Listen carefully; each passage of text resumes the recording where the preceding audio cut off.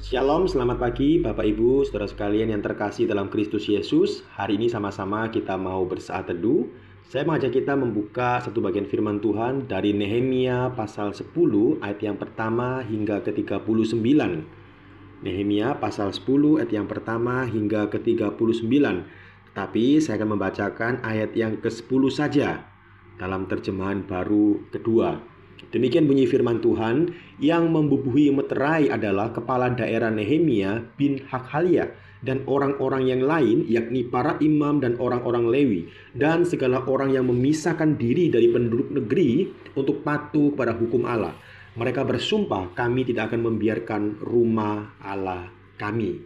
Amin. Untuk firman Tuhan hari ini, saudara sekalian, coba bayangkan ada seorang pasangan pengantin yang baru saja mengucapkan janji pernikahan di depan altar, di depan banyak orang dan juga di depan pendeta. Tentu menampilkan wajah yang penuh sukacita.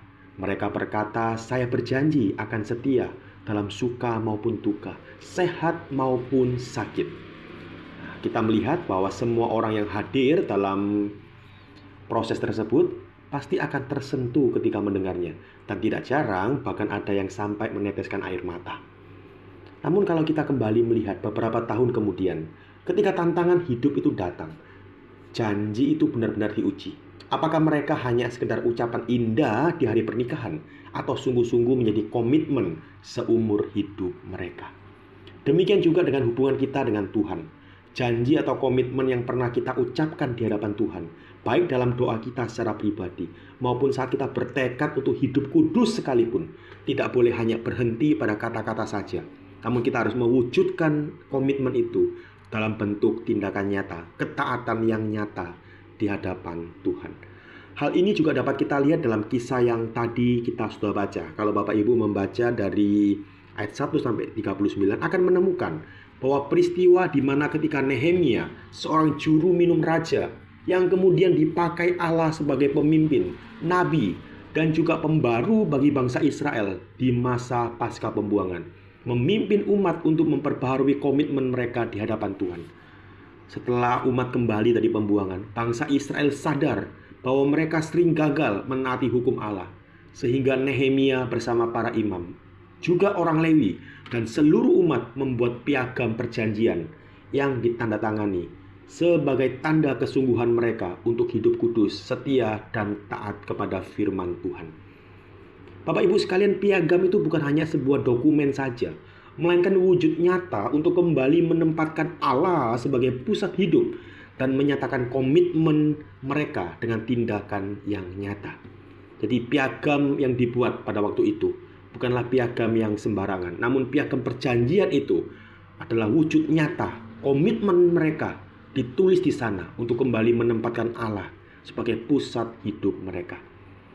Sehingga kisah ini mengingatkan kita bahwa komitmen kepada Tuhan tidak cukup hanya diucapkan saja, melainkan harus diwujudkan dalam ketaatan, kesetiaan, dan penghormatan kepada Tuhan di dalam kehidupan kita hari lepas hari. Bapak Ibu sekalian, komitmen iman bukan sekedar janji yang hanya berlalu begitu saja. Bukan cuma janji di mulut saja atau mungkin berupa tulisan, tetapi harus diwujud nyatakan dengan kesungguhan, ketaatan, kesetiaan, dan rasa hormat kepada Allah.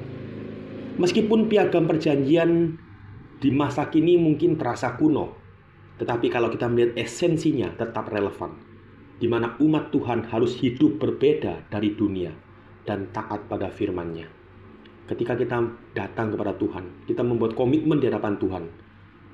Contohnya yaitu hidup kudus. Maka kita harus melakukan itu dalam kehidupan kita, bukan cuma sekedar berjanji saja. Pertanyaan bagi kita hari ini, jika bangsa Israel meneguhkan komitmen mereka melalui piagam perjanjian, bagaimana dengan Bapak, Ibu, dan juga saudara sekalian?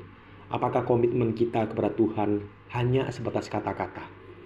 Atau komitmen kita selama ini kepada Tuhan sungguh-sungguh nyata kita wujud nyatakan dalam kehidupan kita hari lepas hari? Kiranya renungan pagi hari ini mengingatkan kita agar kita tidak hanya sekedar berkomitmen di hadapan Tuhan, namun kita mau sungguh-sungguh melakukan apa yang kita sudah ucapkan. Mari sama-sama kita berdoa. Bapa dalam surga, kami mengucap syukur karena pada pagi hari ini Engkau boleh menyapa kami lewat sabda-Mu ketika kami diingatkan kembali bahwa pada zaman Nehemia, orang-orang membuat komitmen untuk hidup kudus, hidup taat sama firman Tuhan. Itu ditulis di dalam piagam perjanjian. Namun sekarang ya Tuhan, bukan tentang piagam perjanjian, namun tentang bagaimana kami sungguh-sungguh menghidupi apa yang kami ucapkan di hadapan Tuhan. Ketika kami mau berkomitmen hidup kudus, mau hidup menjauhi dosa, hidup mau sungguh-sungguh suci di hadapan Tuhan, tolong kami untuk kami bisa berkomitmen dengan sungguh-sungguh dan melakukan itu dalam kehidupan kami.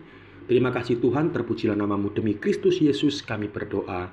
Amin. Selamat beraktivitas Bapak Ibu, Tuhan Yesus memberkati.